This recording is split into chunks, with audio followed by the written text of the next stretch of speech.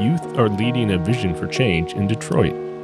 The Detroit Phoenix Center's summer leaders shared with the University of Michigan what making a difference in their communities looks like to them.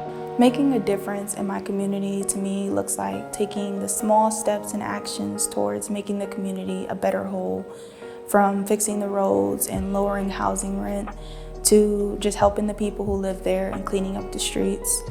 Small problems in communities eventually lead up to bigger problems, and fixing the small problems will fix the community as a whole. It might sound simple and petty, but compassion and just caring for your environment. You won't just have your main family, you'll have family also on the block too.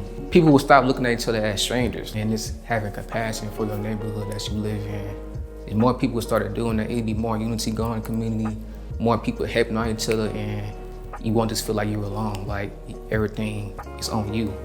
You have people that's there for you, willing to help out, to have less stress on you. Make a difference in my communities where people help take care of the community. You help elders out, or you come together to do a huge project that brings people joy, like for homeless people or shelters. Doing small, simple things is a blessing, because when you bless others, the blessings come right back to you. So that's what it looks like to me. Finding your voice so that you can encourage others to use theirs. I'm on an advisory board that helps people who are looking for housing break down barriers so that they're able to find housing without the stipulations. Help out with the little things where you can, whether it's organizing events, giving back to the less fortunate.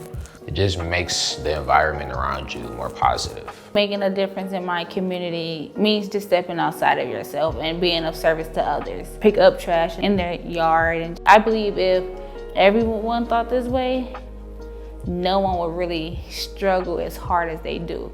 If we all had the same mindset of, if I help someone else, it's okay because someone's willing to help me. Just be of service, because without them, it's like there's no community, so to speak.